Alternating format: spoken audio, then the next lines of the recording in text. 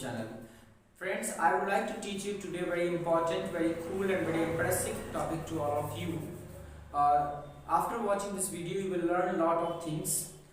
आज की इस वीडियो में हम आपको बताएंगे कि अपनी लोकल भाषा में जब हम प्रयोग करते हैं कि मैं किसी चीज से ऊब गया हूँ या मैं किसी चीज से पक चुका हूँ या मैं आपसे तंग आ चुका हूँ, तो इस प्रकार के वाक्यों को हम अंग्रेजी में कैसे बोलें। विश्वास दिलाता हूं दोस्तों, इस वीडियो को देखने के बाद आप इस प्रकार के सभी वाक्यांश को इंग्लिश में बोलेंगे, कभी आपको कोई कंफ्यूजन नहीं होगा। It's my promise to you, after watching this video your confusion will be absolutely cleared. So without wasting time अपनी वीडियो को शुरुआत करते हैं। So let's get the ball rolling.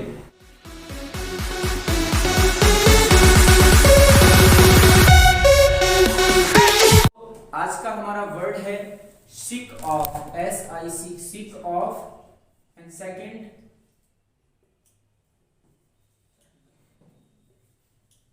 fed up with। इन दोनों शब्दों का मतलब एक ही होता है। इन दोनों शब्दों का मतलब होता है कि किसी चीज से तंग आ जाना या ऊब जाना या पक जाना, यानी कि बोर हो जाना। तो इस प्रकार के सेंटेंस को आप इंग्लिश में कैसे बोलेंगे, तो उसके लिए मैं आपको एक स्ट्रक्चर देता हूं। उस स्ट्रक्चर के जरिए आप सारे सेंटेंसेस को आप इजीली अपनी भाषा में बोल सकते हैं, अंग्रेजी में उन्हें बोल सकते हैं। उसके लिए स्ट्रक्चर आपका है, सबसे पहले तो आप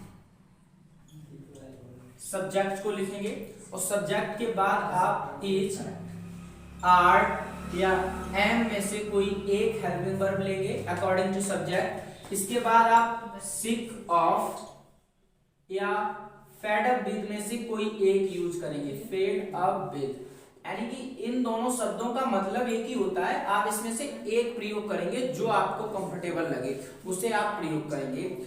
इसके बाद आप जिस भी चीज से तंग आ चुके हैं उस चीज को आप इंग्लिश में लिख देंगे, नो एक्शन वो भी हो जो भी हो। इसके बाद कभी कभी कोई इंसान किसी न किसी कार्य से तंग आ जाता है, तो उस कार्य को आप, उस एक्शन को आप लिखेंगे आईएनजी फॉर्म में, प्लस आप ऑब्जेक्ट लिख देंगे। इस प्रकार के सेंटेंसेस को आप इस स्ट्रक्चर के जरिए अंग्रेजी में बोल सकते हैं। ज्यादा अच्छे से क्लियर करने के लिए आइए कुछ एग्जांपल समझ लेते हैं। अगर बात यहाँ पर पास्ट की हो तो यहाँ पर आप वॉज और वर का प्रयोग करेंगे, बाकी स्ट्रक्चर आपका सेम रहेगा। यानी किसी चीज से तंग आ चुके थे तो आप वॉज एंड वर का प्रयोग करें, और जब आप प्रेजेंट की बात करें तो आप इज आर एंड का प्रयोग करेंगे। आइए अच्छे से एग्जांपल कुछ समझ लेते हैं। जैसे कि मैं कहूं मैं आपसे तंग आ चुका हूं, मैं आपसे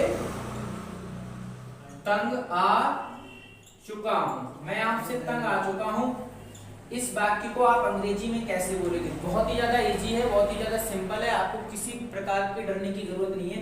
सब्जेक्ट हमारा है आई, तो हम आई लिख लेंगे। आई के साथ हम प्रयोग करेंगे एम, और इसमें सिक ऑफ या फेड अप विद में से कोई आप एक प्रयोग करेंगे। और एक बात का आपको खास ध्यान है, सिक के साथ आप ऑफ लगाएंगे और फेड अप के साथ आप विद लगाएंगे, ना कि ऑफ लगाएंगे। ये चीज आप हमेशा याद रखें।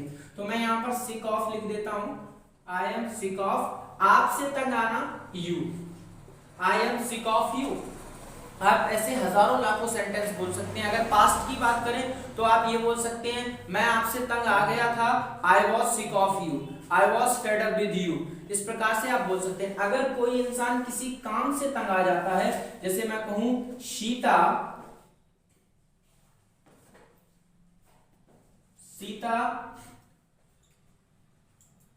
खाना बनाने से तंग आ चुकी है,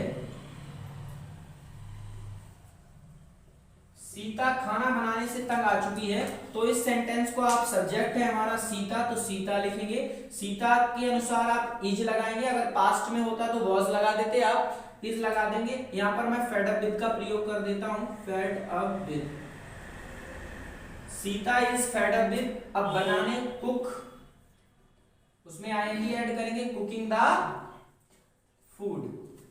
इस प्रकार से अगर आपका किसी कार्य से बोर हो रहे हैं, आप किसी कार से पक चुके हैं, किसी कार से तंग आ चुके हैं, तो आप उस एक्शन में आईएनजी का प्रयोग करें और आप किसी चीज से तंग आ चुके हैं तो उस डायरेक्ट उस चीज को लिख देंगे।